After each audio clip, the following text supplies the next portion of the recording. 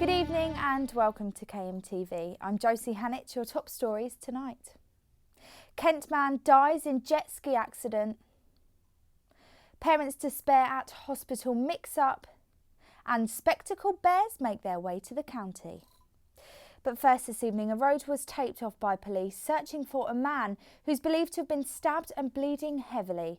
People living on Leicester Road in Chatham came home this afternoon to find it had been taped off and several reported seeing blood on the tarmac. The police helicopter was also seen in the area.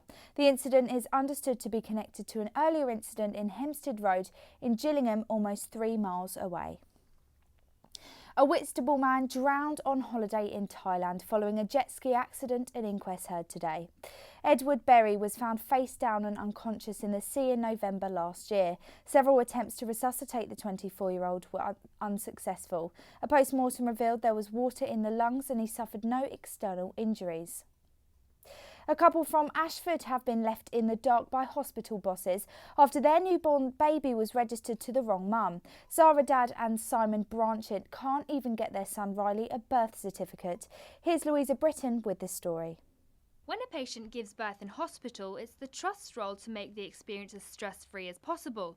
But this couldn't have been more opposite for Zara and Simon, who had their son Riley at the William Harvey 9 days ago. The couple have been left in despair after an error made by staff means their newborn son has been registered to the wrong mum. In fact, he's been registered to Zara's identical twin sister, meaning they can't even get him a birth certificate.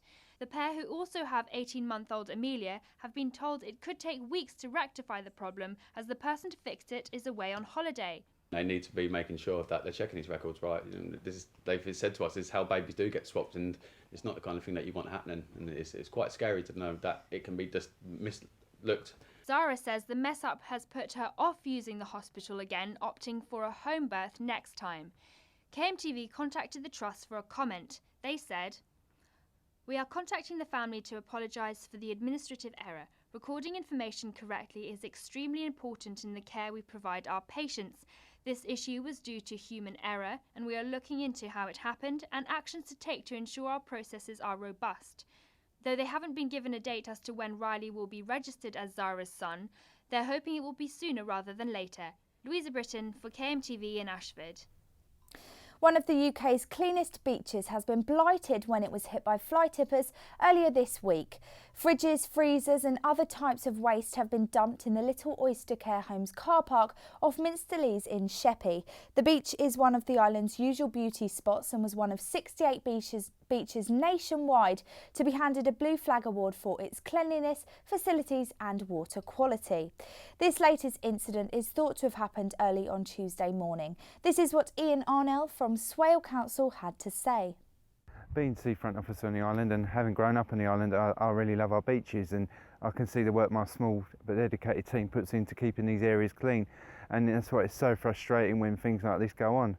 Fly tipping is sheer laziness, it's people not being bothered to care about their environment, and it really does annoy me. It's using taxpayers' money, it's using my budget which could be put to improving the beaches rather than clearing up after people who can't be bothered to clear up properly. And unfortunately it's not just a local issue, it is going on around all the UK, so it's something which I think does need addressing at government level. And finally, a pair of spectacled bears have made their first public appearance today. Native to South America, Oberon and Rena arrived at Port Lynn Reserve near Hythe a month ago, but it was the first time the bears have ever been introduced to the park. Keepers are hoping they will hear the pitter-patter of tiny paws in the coming months, as the pair have already mated, but the park are still unsure whether Rena is pregnant.